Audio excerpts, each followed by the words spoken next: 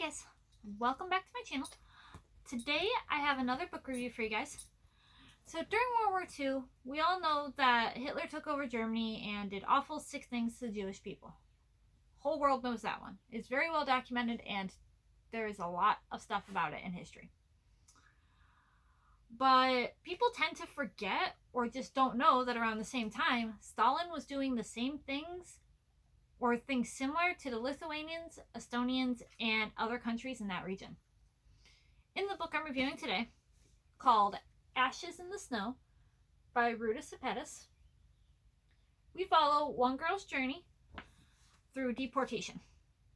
Side note, this is a fiction book, so while based on events that happen, the characters are not real. So with that being said, let's get on into the review. A gripping novel of survival and hope in the darkest of places. A knock comes at the door in the dead of the night, and Lena's life changes in an instant. With her younger brother and mother, she is hauled away from her home in Lithuania by the Soviet secret police and thrown into a cattle car en route to Siberia. Separated from her father, Lena secretly passes along clues in the form of drawings, hoping they will reach his prison camp. But will her letters or her courage be enough to reunite her family? Will they be enough to keep her alive?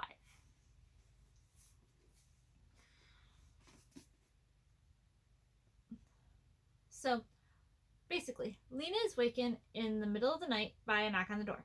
Next thing she knows, she, along with her little brother and their mother, are being taken from their home and sent away. Their only crime was being Lithuanian.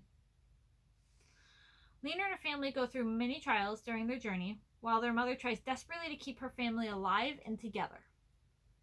Along the way, Lena meets a boy named Andreas, another person taken from his home and sent away, and forms a close friendship.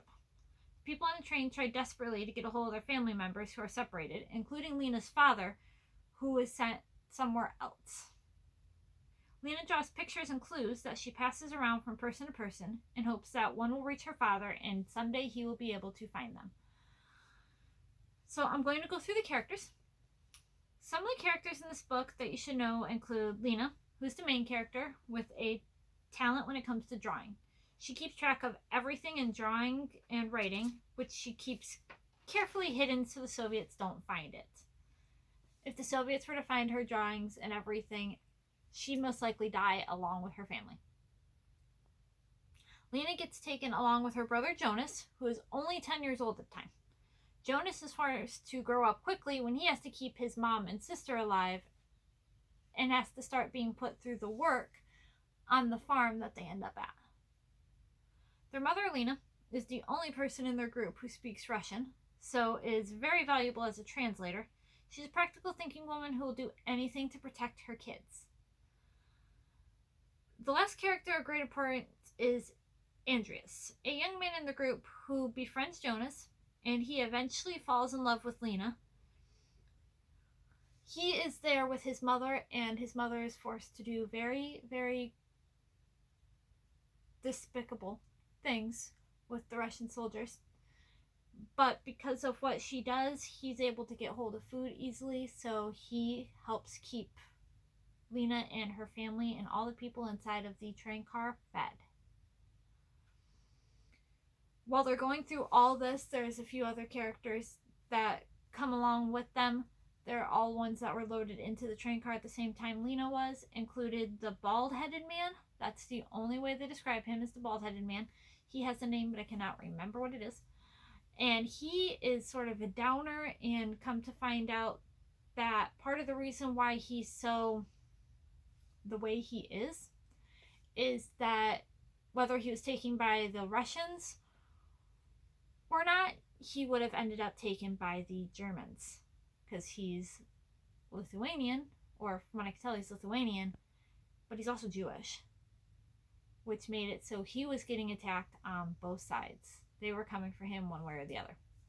So he is the one who, while the people are sitting there on the train car saying, Hitler's coming into Germany, it's going to get better, they're going to help us, he's sitting there going, no, Hitler's probably going to do the same thing that Stalin's doing.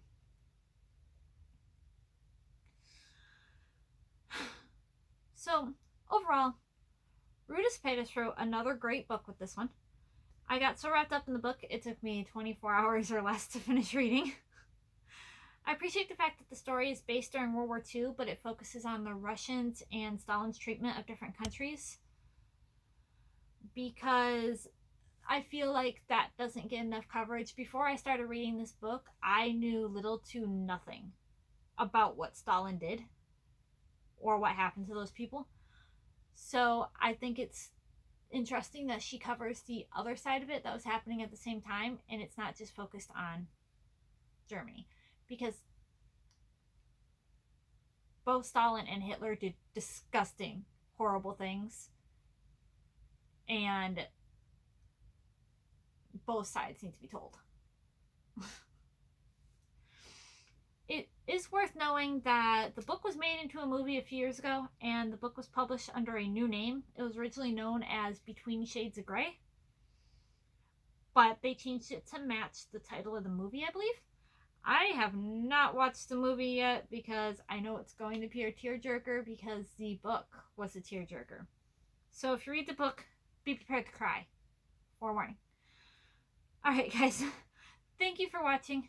Be sure to check out this book if it's your type of book, and check out my previous book reviews, including the run on Ruta Sepetys' other novel, Salt to the Sea, which was also a truly amazing book. But thanks for watching, guys, and I'll see you next time. Bye.